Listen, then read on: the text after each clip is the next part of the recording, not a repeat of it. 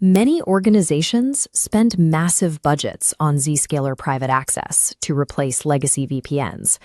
The common assumption is that purchasing the tool automatically secures the network. But swapping out your network transport layer and actually improving your security posture are two separate things. ZPA provides an excellent platform for delivering application-level access. However, the software doesn't secure your environment. Your policy model does. A legacy VPN operates on a simple premise. Once you are authenticated, you are on the corporate network and can generally route to anything. If you deploy ZPA without redesigning those access rules, you inherit the exact same problem. This comparison matrix shows the blast radius of different network setups. When teams migrate legacy allow-all rules directly into ZPA, the vulnerability remains identical.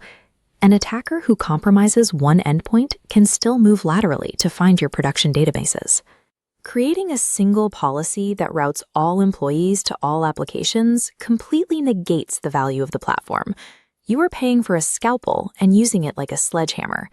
Fixing this requires a shift from broad network connectivity to a rigid, highly specific architectural taxonomy made up of 10 distinct policy layers.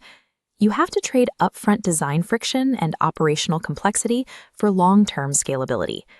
The payoff is a network where the blast radius of a compromised machine is contained entirely to a single application. We start with Gate 1, the foundation.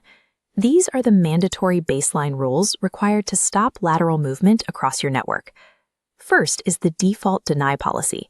By default, the system must block all application access.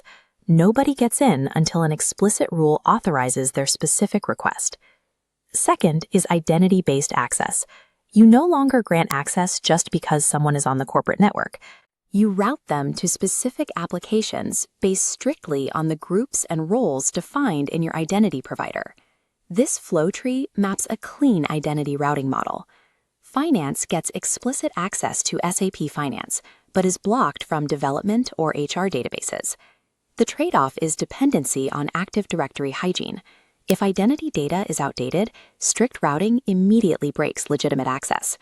Because of that complexity, you also need Policy 10, policy ordering. ZPA evaluates requests from the top down. If you put a broad allow rule above a specific restriction, the restriction will never trigger. Managing that order requires strict governance. Every exception rule you build must have an explicit business owner and a hard expiration date. Otherwise, your console will drown in permanent, undocumented policy bloat. Establishing this foundation separates your architecture from traditional VPN logic. Nobody can even see an application unless their specific role demands it. Once identity is locked down, we move to Gate 2, contextual trust. Knowing who the user is isn't enough. You also need to know what device and environment they are operating from. This introduces Policy 3, device posture. Before granting access, the system checks the endpoint to ensure the firewall is on, the disk is encrypted, and the OS is fully patched. If an attacker uses a stolen credential to log in from an unmanaged, vulnerable laptop, the posture check catches the discrepancy and blocks the session. The operational cost of this barrier is a heavy reliance on your endpoint management tools. If your MDM software delays a status report, perfectly safe devices will fail the check and lock out your users. You layer this with Policy 6, location restrictions. By using geographic context, you can automatically block requests originating from high-risk countries or demand additional authentication. Policy 7, trusted networks, applies the same logic to the user's connection. A request coming from your corporate office Wi-Fi carries less risk than the exact same user logging in from a public coffee shop network. These contextual checks upgrade your defense. Moving away from an identity-only model to an identity plus device trust barrier drastically limits the avenues an attacker can exploit. Finally, we reach Gate 3, specialized risk. This focuses on managing non-standard access requirements without punching holes in your broader security workflows. This three-tiered pyramid categorizes applications into Policy 8, high-risk tiering. You cannot treat the internet with the same weight as a banking platform. For critical Tier 3 targets, Policy 4, privileged access, mandates step-up authentication, forcing users to verify identity a second time. Policy 5 handles third-party and contractor access. Instead of giving vendors broad VPN accounts, you keep them off the main network entirely by using segmented application boundaries or restricted browser access. Policy 9 covers machine tunnels. Automated server-to-server traffic and virtual desktop infrastructure need their own dedicated rule sets, separated entirely from human user policies. The overarching trade-off for Gate 3 is administrative overhead. Implementing these granular, specific rules drastically increases the sheer volume of policy objects your IT team has to manage. To mitigate this and maintain a functional ZPA console, you have to adopt a rigid naming convention before you start building. We recommend a standard that clearly defines the action, user, application, device, and risk tier.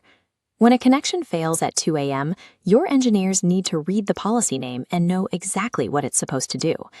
Managing specialized risk properly ensures your most critical assets are isolated, but that isolation relies entirely on your IT team's commitment to strict taxonomy.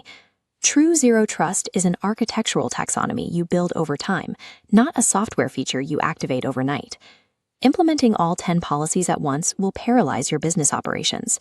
This matrix maps implementation effort against security impact to prioritize your rollout. First, target the high-impact, low-effort quadrant. Establish the default deny baseline and basic location restrictions. Next, tackle high-impact, high-effort policies. Map application risk tiers and enforce strict privileged access. Your ultimate benchmark for success is simple. Explicitly verify who is asking, what device they are using, where they are, and under what specific conditions. If your policy model cannot answer those 4 questions consistently, you have not implemented Zero Trust.